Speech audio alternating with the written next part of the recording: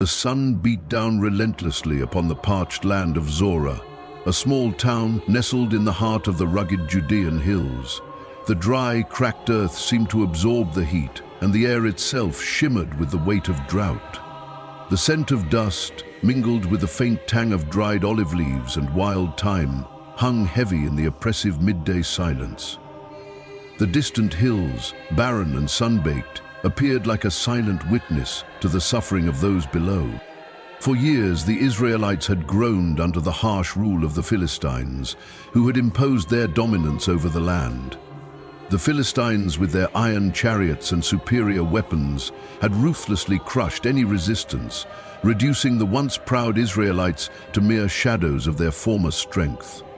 It was an age of cruelty and despair, where whispers of hope seemed no more than a fleeting dream. Yet, deep within the heart of Zorah, in a humble dwelling of modest stone and wood, a glimmer of hope was about to be born. A woman, her face etched with the marks of years of barrenness, knelt in prayer. Her name was Manoah's wife, but her sorrow had overshadowed her identity, for she had long been childless. Each year, the grief of not bearing a son had weighed heavier on her heart, yet her faith in God remained unbroken. Beside her, her husband Manoah stood, a man of unwavering faith, his countenance gentle but strong. He was a man who had known the pain of their shared infertility, but he had never once voiced doubt in the promise of God. His hand rested lightly on his wife's shoulder, offering silent comfort as her lips moved in prayer. It was the kind of prayer that flowed from deep within the soul, the kind that was born of years of longing, desperation, and silent yearning for a miracle. Though their hopes had been dashed many times before, that day was different. That day, something extraordinary was about to unfold. As the woman whispered her final plea, a sudden stillness gripped the room. A light, soft yet blinding, flickered into being, and from it emerged a figure. At first, it was a mere silhouette, bathed in an ethereal glow, but it soon took shape, revealing an angel of the Lord. His presence filled the room with an otherworldly warmth, a radiance that seemed to saturate every corner, casting shadows that danced on the stone walls. The very air seemed to hum with divine energy, and the temperature shifted, as though the very heavens had descended into their humble dwelling. The woman gasped in awe, but was not afraid. She had heard the tales of divine visitations, of prophets and heroes chosen by God, but she had never imagined she would be the one to witness such a celestial presence. Her heart fluttered in her chest, torn between fear and the overwhelming sense of awe. She looked up into the angel's face, which radiated compassion, strength, and authority. "Do not be afraid." The angel's voice, deep and resonant, filled the room, calm and filled with divine power. There was no trace of malice, only an unwavering assurance that radiated like a beacon of light in the midst of darkness. "You will conceive and bear a son. He will be a Nazirite, dedicated to God from birth. He will begin to deliver Israel from the hand of the Philistines." Her heart swelled at the words, her breath caught in her throat. The years of yearning, the sorrow of each passing season, seemed to fade away as the angel spoke. A son. A son would be born to her. This barren woman, whose womb had been sealed for so long, now would be a vessel of divine purpose. Tears of joy sprang to her eyes, but she could barely speak. "How can this be?" she stammered, her voice trembling. "I am old and my womb has been closed all these years. How can I bear a child?" The angel smiled gently, his gaze filled with both compassion and divine wisdom. "Nothing is impossible with God," he assured her, his voice softening yet carrying the weight of eternal truth. "Your prayers have been heard, and you have been chosen for this great task. He will be a deliverer, an instrument of God's will in the fight against your oppressors." Turning toward Manoah, who had been silent up until this moment, the angel's gaze shifted. The husband's face was a mixture of awe and uncertainty. His faith was strong, But this revelation was beyond anything he had ever anticipated. "Your wife will bear a son," the angel repeated, this time directly to him. "He will be a Nazirite, set apart for the Lord from birth. No razor shall touch his head, no wine or strong drink shall pass his lips, and he shall not come near anything unclean, for he is consecrated to God." The weight of the angel's words sank in. Manoah's eyes filled with awe, his mind racing as he absorbed the implications of what had been said. A son, his son, would be born to fulfill God's purpose. The life of their child, this miracle of life, would not be his own. It would be a life wholly devoted to the Lord. Manoah fell to his knees, overwhelmed by the divine visitation, his voice thick with emotion as he called out to God, "O Lord, let the man of God whom you sent to us come again to teach us how to raise the boy who is to be born. How should we bring him up in the way you have chosen for him?" The angel, with a kindness that softened the power of his words, nodded. "I will return," he promised. "I will teach you how to care for this child, for he is to be a vessel of God's strength. But remember, his life will be dedicated to the Lord's purpose, and no worldly ties will bind him." With those final words, the angel turned, and as suddenly as he had appeared, he was gone, ascending in a burst of light that seemed to consume the very air around them. The room grew still once more, the weight of the encounter lingering in the air. Manoah and his wife, now alone once again, exchanged a glance. There were no words needed. The gravity of the promise, the miracle about to unfold, filled the space between them. Tears streamed down Manoah's wife's face as her hands gently cradled her womb, as if feeling the presence of the child who would soon be with them. And in that moment, in the quiet after the storm of divine revelation, the joy of a promised future took root in their hearts. Little did they know, the boy they would name Samson would grow to embody the strength of God himself, and that strength would be both a blessing and a curse. As the seasons passed, the promise of the Lord grew ever nearer. The woman, once known for her sorrow, now glowed with an inner light, her heart swelling with anticipation, her belly rounded as the days went by, a visible testament to the divine miracle unfolding within her. Manoah, ever faithful and hopeful, watched his wife with admiration and awe, his heart buoyed by the knowledge that the child they had longed for was finally on his way. And they spoke often of the child, imagining the boy who would rise to greatness, the warrior who would lead Israel out of their suffering. The time of the birth arrived with a quiet urgency. In the humble home of Manoah and his wife, a moment of sacred anticipation hung in the air. The night the child was born was clear and cool, with a crisp wind blowing down from the hills, whispering through the olive groves that dotted the landscape. There was no fanfare, no trumpet sounding the arrival of this child of destiny, but in the hearts of his parents, in the hearts of those who had long suffered under the weight of the Philistine oppressors, this birth was a victory, an answer to long-breathed prayer. The baby was strong, his cries echoing through the stone walls of their dwelling like the first peal of a battle cry.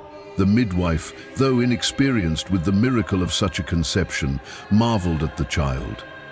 She whispered her blessing over him, as was customary, but even she could not fully comprehend the divine purpose that lay upon his head. The couple named the child Samson, a name meaning son, a name fit for one who would bring light and hope to the land of Israel, a name that would soon echo across the hills and valleys. They marveled at the child's hair, the soft tufts of dark curls that framed his small face. His hair, though mere infancy at this stage, was a sign of the sacred vow upon him, the Nazirite calling that would define his life. As Samson grew, so too did his strength. Extraordinary strength that surpassed that of any child. His first steps were like those of a young lion, steady and unyielding.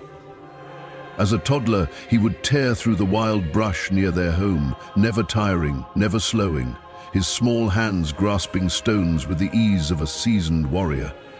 His eyes, even as a boy, bore a spark of something far greater than human. It was as if he could sense his purpose, as though the Spirit of the Lord was already stirring within him, even in the quiet moments of childhood. Manoah and his wife, though proud, often found themselves in awe of their son. They saw not just the physical strength in him, but the fire of destiny burning in his soul. It was not uncommon for Samson to speak of dreams, strange dreams of battles, of mighty feats, and of enemies who trembled at his power. His parents, though they did not fully understand these visions, took them as signs of the divine calling upon him. The words of the angel continued to resonate within their hearts. He will begin to deliver Israel from the Philistines.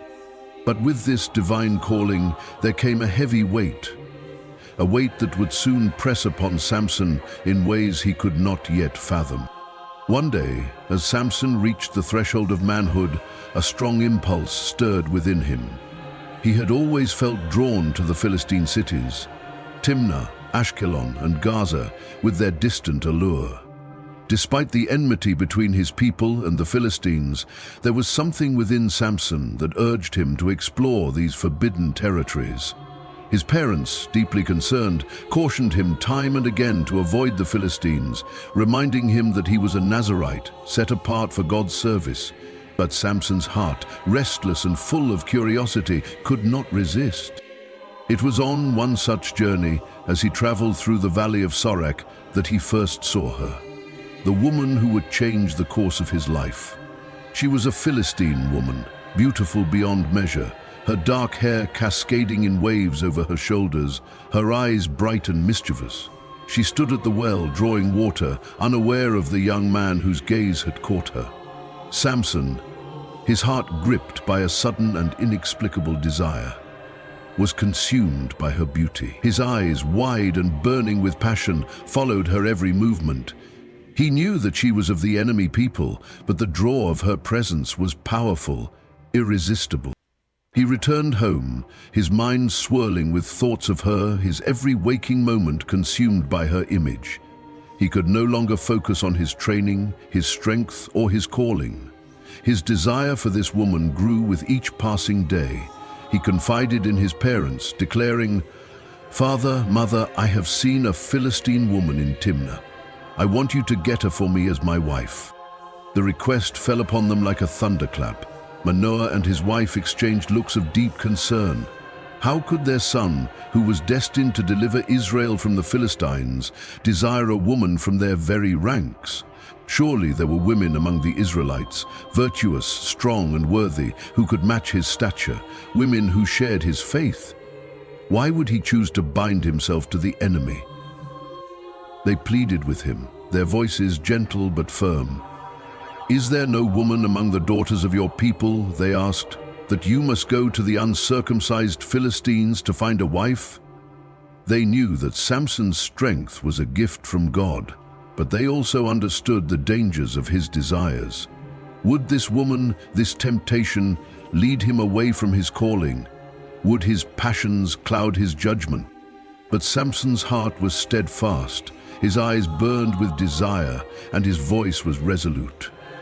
"Get her for me," he insisted, "for she is right in my eyes." What they did not know, what they could not have understood, was that God was using Samson's attraction to this Philistine woman to set in motion the plan for Israel's deliverance. Though his actions seemed to defy reason, God would use Samson's desires to stir up the conflict between Israel and the Philistines in a way that would lead to a powerful victory. Samson's journey to Timnah, to the land of his desire, was filled with a quiet, growing tension. He could not shake the feeling that something significant was about to unfold, something that would mark the beginning of his true purpose. As he passed through the vineyards of Timnah, his senses heightened. He could smell the earth, feel the weight of his own strength, and hear the soft rustling of the leaves in the wind. And then, without warning, it came. A mighty roar shattered the silence. From the shadows of the vineyard emerged a lion, its eyes burning with hunger, its muscles rippling as it stalked towards Samson. The beast was massive, its teeth bared, its claws extended in anticipation of the hunt. The ground shook beneath the power of its steps. Samson, his heart racing but his mind clear, stood motionless for only a moment before the Spirit of the Lord surged within him. His muscles, honed by years of divine preparation, coiled like a spring. With a primal roar, he leapt toward the lion, his hands gripping the creature's throat, his strength far beyond that of any ordinary man. The battle was short but ferocious. With a single mighty thrust, Samson tore the lion apart with his bare hands, the beast's life extinguished in an instant. Its body lay crumpled at his feet, its blood staining the earth beneath him. Samson, though slightly winded, was unharmed, his strength untouched, a testament to the power of God that flowed through him. His heart raced, but it was not fear he felt. It was the rush of divine purpose. Unbeknownst to him, this act of strength was but the first of many that would shape his path and, ultimately, his fate. Samson's journey to Timnah continued, the lion's death a visceral reminder of his God-given power. But as the dust settled and the heat of battle faded, his thoughts returned to the Philistine woman. His desire for her was not just an infatuation, it was a yearning, a pull that seemed to transcend reason. The physical strength that surged through him was rivaled only by the emotional intensity of his need for this woman. Despite the warnings of his parents, despite the clear dangers of his choice, Samson was resolute. When he arrived in Timnah, his heart pounded not only from the journey but from anticipation. The Philistine woman awaited him, her beauty as captivating as ever. The wedding feast was fast approaching, and Samson was determined to make her his bride, despite the whispers and the concern of those around him. But there was more at play than just the love of a woman. As he approached the woman's home, something strange stirred within him. An instinct, a feeling that this was not merely a union of hearts, but of a greater divine purpose. During the feast, surrounded by a throng of Philistine men, Samson's mind began to sharpen. The banter and laughter of the gathering swirled around him, but he remained aloof, his thoughts ever more consumed with the deeper meaning of his actions. It was then that he came up with a challenge, a riddle, a test of wit and intellect. Samson's eyes twinkled as he addressed his 30 companions. "Let me pose a riddle to you," he said, his voice steady but playful. "If you can solve it in the 7 days of the feast, I will give you 30 linen garments and 30 changes of clothes. But if you cannot solve it, then you must give me the same." The Philistine men, intrigued by the challenge, leaned in, eager to prove their wits. "What is the riddle?" they asked. Samson smiled and with a knowing gleam in his eye spoke the words, "Out of the eater came something to eat, out of the strong came something sweet." The men were perplexed, their brows furrowed in concentration.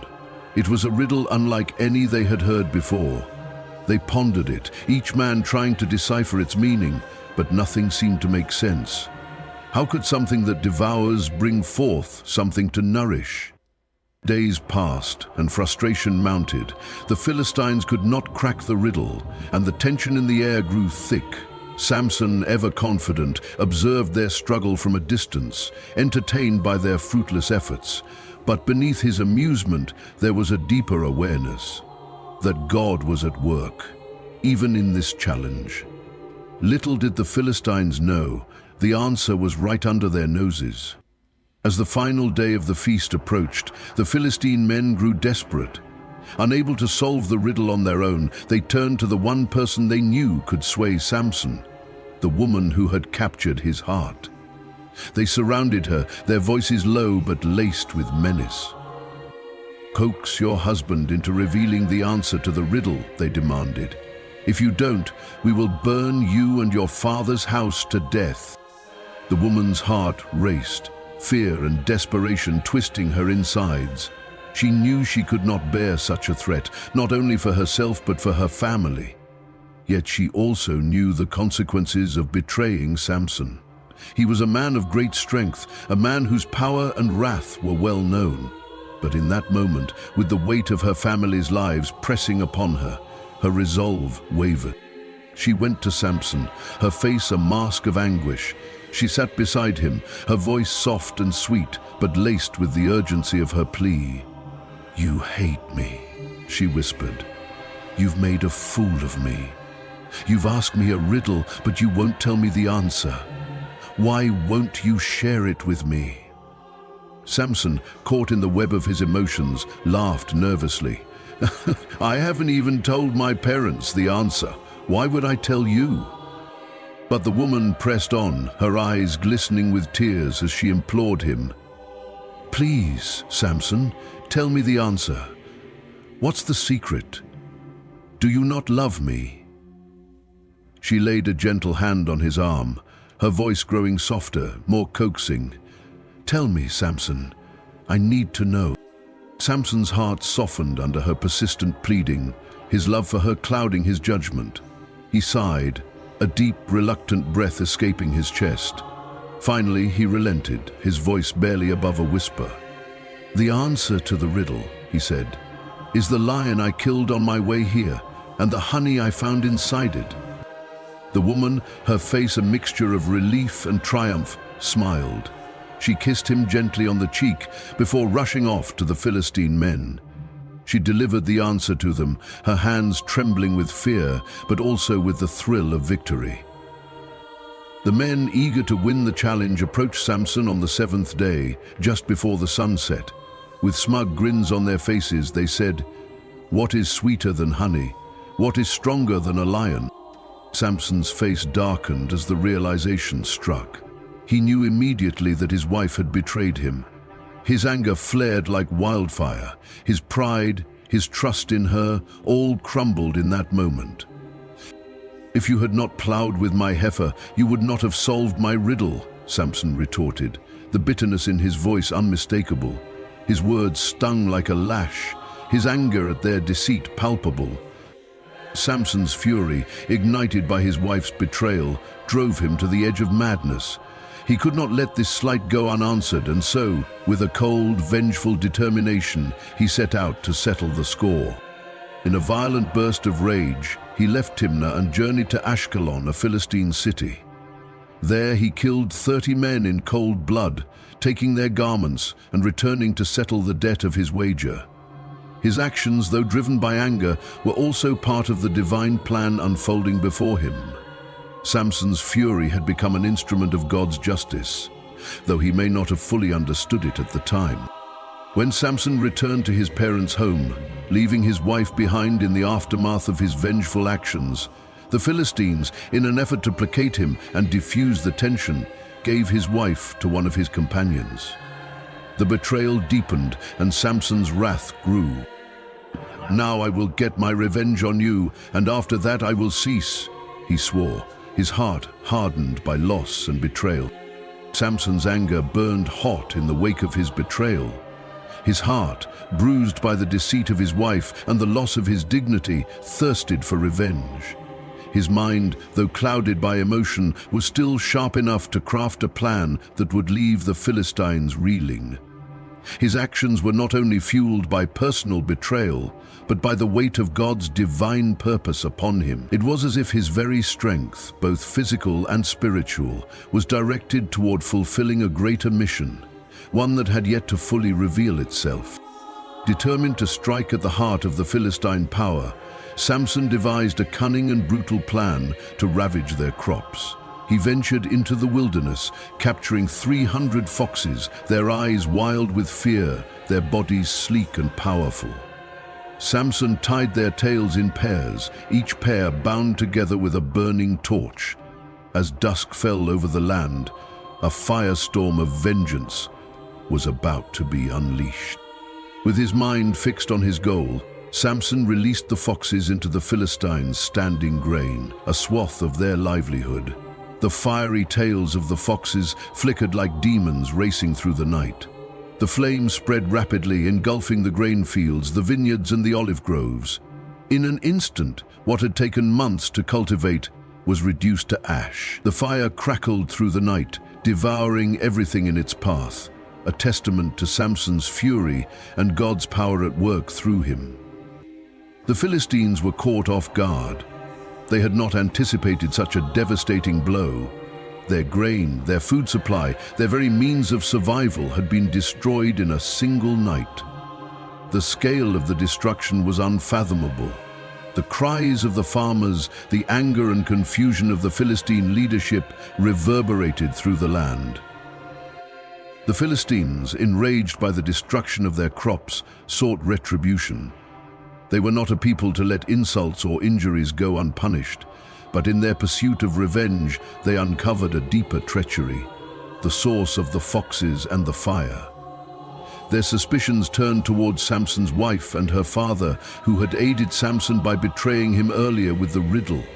The Philistine rulers, seething with fury, were not content to punish just Samson. They sought to strike at his heart, to make him feel the weight of their anger in the most personal way possible. With no mercy in their hearts, the Philistines went to Samson's wife's house. Her father, though caught in the tide of events, could not prevent the coming horror. The Philistines bound both the woman and her father, and in an act of grotesque vengeance, they set fire to their home. The flames consumed the structure, and with it the lives of the woman and her father. Their screams echoed into the night, a painful testament to the cruelty of Samson's enemies. When Samson learned of their deaths, his heart was torn between grief and rage. He had already lost his wife once to betrayal, but now, in the flames of Philistine vengeance, she was lost forever. His anger exploded once more, and he swore a vow of greater retribution. "Since you have done this," Samson swore, his voice like thunder, "I will not stop until I have had my revenge on you." With that, Samson's fury was rekindled, stronger than ever, and the land would soon know the depth of his wrath. Consumed by grief and fury, Samson marched toward the Philistines with a vengeance unlike any before. He would not stop until he had struck at the heart of the Philistine power, and this time he would do so with divine purpose. The Philistine rulers, already scrambling to contain the chaos he had unleashed, sought to capture him at any cost. They had heard rumors of his power, his strength, how he had killed a lion with his bare hands, how he had decimated their crops, and now how he was poised to destroy everything they held dear. The Philistine army marched into the land of Judah, demanding that the men of the tribe hand over Samson to face justice. The men of Judah, trembling under the threat of annihilation, agreed to the demands of the Philistines, though it cut deep to betray one of their own. They sent word to Samson, urging him to surrender himself to save the lives of his people. Samson, though deeply hurt by the betrayal of his own kin, agreed to their terms, on the condition that no harm would come to him at the hands of the men of Judah. Bound with 2 new ropes, Samson was led down the rocky paths toward Lehi, where the Philistine army awaited. But as Samson approached, the air around him seemed to change. A familiar, electric charge filled his body, and the Spirit of the Lord surged within him once again. The ropes that bound him seemed to burn away with the force of his will, snapping apart like thread. Samson stood free, his muscles bulging with divine strength, his eyes blazing with fury. In that moment, the Philistine soldiers, confident in their capture, saw their doom. Samson reached down, grasping a donkey's jawbone that lay discarded on the ground. It was an odd weapon, crude and yet lethal in his hands.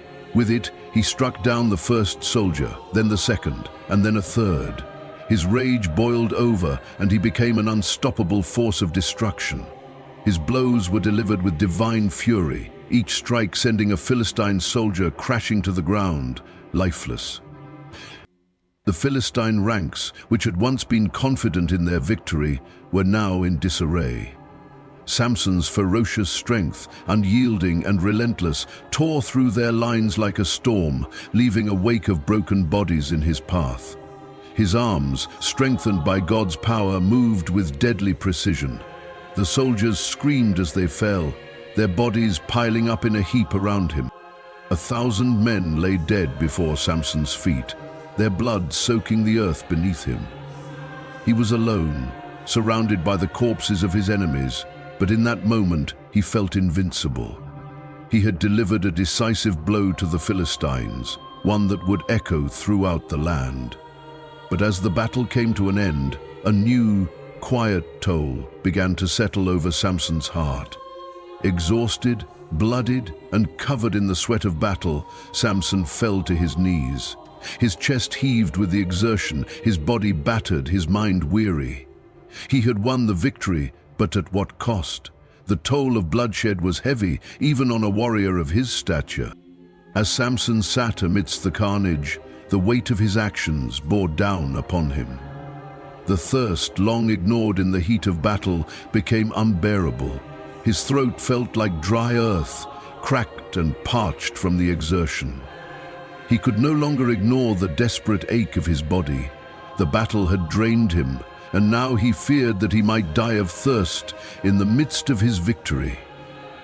"O Lord," he cried, his voice hoarse and desperate, "you have given your servant this great victory. Must I now die of thirst and fall into the hands of the uncircumcised?" His plea reached the heavens, and in that moment God answered. From the very ground beneath him a fissure split open, and cool, clear water sprang forth, pouring into a hollow in the rock. Samson drank deeply, the life-giving liquid flooding his body and revitalizing his spirit. His strength returned, and his weariness was washed away. He named the place En Hakore, the spring of him who called, as a memorial to God's faithfulness in his hour of need. Though Samson's fame had spread across Israel and his name became synonymous with divine power, there was still a deeper struggle brewing within him. The strength that surged through his veins was matched only by the passions that burned in his heart. He had defeated lions, destroyed Philistine fields, and killed 1,000 men with a donkey's jawbone. Yet, in the depths of his soul, there was a weakness, a susceptibility to desire that would prove to be his undoing. It was in the bustling, vibrant city of Gaza that Samson's fate would take another dark turn. Amidst the vibrant marketplaces, the shimmering heat of the day, and the hue of Philistine life, he encountered Delilah, a woman of breathtaking beauty whose allure was as intoxicating as it was dangerous. Her eyes, dark and full of mystery, seemed to hold secrets, and her every movement carried the weight of 1,000 unspoken promises. Samson, ever the man of bold action and passionate desires, found himself drawn to her, just as he had been drawn to the Philistine woman in Timnah. But Delilah was different. Her beauty was not the only weapon in her arsenal. She had a cunning mind, and she understood the power she wielded over Samson's heart. Like a spider spinning a web, Delilah set her trap with careful precision, using her charms to manipulate the mighty warrior who had always been the embodiment of defiance and strength. Delilah, fully aware of Samson's great power, saw an opportunity to exploit his weaknesses for personal gain. The Philistine rulers, desperate to neutralize Samson once and for all, approached Delilah with an offer she could not resist. "Entice him," they urged, their voices dripping with greed and malice, "and find out where his great strength lies. If you succeed, we will give you 1,100 shekels of silver." The price was high, the reward substantial, and Delilah's ambition flared with the promise of wealth. She agreed, sealing her pact with the Philistine rulers, but her true intentions ran deeper. She sought not just silver, but the power to control the mightiest man in Israel, the one whom God had raised up to defeat her people. Delilah's approach to Samson was subtle at first. She played the role of the loving, devoted woman, her voice soft, her eyes filled with affection. Samson, ever the warrior, was drawn to her, and despite his better judgment, he found himself opening up to her in ways he hadn't with anyone else. Perhaps it was the isolation of his calling, the weight of his strength and destiny, that led him to let down his guard.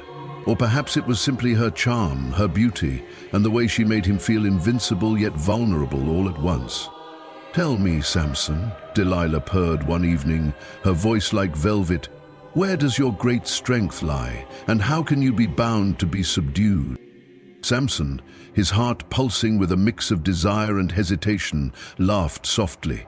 He knew she was asking for something more than casual curiosity. But instead of seeing the danger, he allowed himself to be intrigued by the question. Perhaps it was the intoxication of her presence or the thrill of her beauty, but Samson gave her a half-truth. "If they bind me with 7 fresh bowstrings that have not been dried," he said with a teasing grin, "then I will become as weak as any other man." Delilah, her eyes glittering with both excitement and calculation, immediately went to the Philistine rulers, sharing the secret with them. They brought the bowstrings, and as Samson lay sleeping, Delilah bound him with them. When he awoke, she called out, "Samson, the Philistines are upon you." Samson stirred, his body reacting instinctively.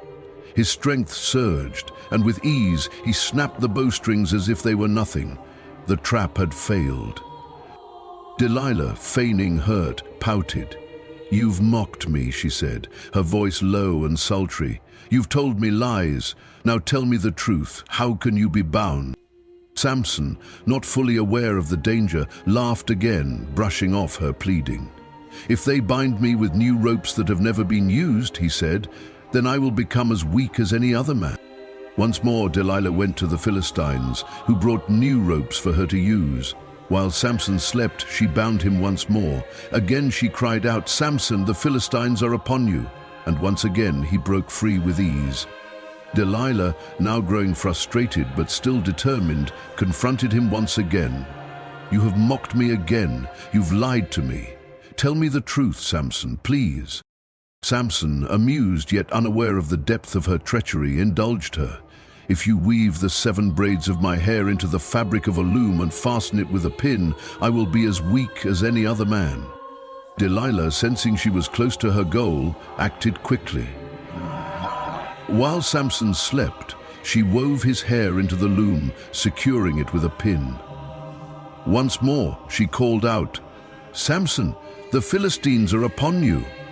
And he awakened out of his sleep and went away with the pin of the beam and the web. And she said unto him, "How can you say, 'I love you,' when your heart is not with me? You have mocked me 3 times and have not told me where your strength lies." And she pressed him daily with her words and urged him, so that his soul was vexed unto death.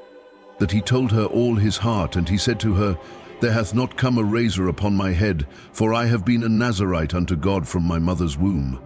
If I be shaven, then my strength will go from me, and I shall become weak and be like any other man." And when Delilah saw that he told her his heart, she sent and called for the lords of the Philistines, saying, "Come at once, for he hath showed me his heart." Then they came and brought money in their hand. And she made him sleep upon her knees, and she called for a man to shave off the 7 locks of his head, and she began to afflict him, and his strength left him. And she called out, "Samson, the Philistines are upon you." This time, however, something was different. Samson awoke and felt a strange weakness coursing through his body, as if the strength that had always been a part of him was slowly draining away. He tried to break free, but the ropes did not snap. The familiar sense of invisibility was gone. The Philistines were upon him, their laughter mocking him as they closed in. He fought back, but his power had diminished. They captured him, and his vision began to blur as they gouged out his eyes, rendering him blind. The mighty warrior was now a prisoner. Samson, once the terror of the Philistines, was now a broken man, bound in chains, his eyes gouged out, his strength diminished. He was led in humiliation through the streets of Gaza, a trophy of Philistine victory. The people cheered at the sight of their defeated foe, the one who had terrorized their lands for so long, now brought low. Samson was cast into prison, forced to grind grain like a common slave, a humiliating task fit only for the lowest of men. His once proud and powerful body, now reduced to a shell of its former glory, ached with the weight of his shame. He had fallen victim to his own desires, his passion for Delilah leading him down a path of destruction. His strength had been the gift of God, but in his pursuit of love and pleasure, he had neglected the sanctity of his Nazirite vow, and in doing so, he had allowed his enemies to capture him. And yet, even in his lowest moments, God's mercy was not far off. For as Samson languished in the prison, his hair, symbolic of his Nazirite vow, began to grow again. It was a small, almost unnoticed miracle, but it was a sign. His strength, though diminished, was not gone. God's plan for Samson was not finished.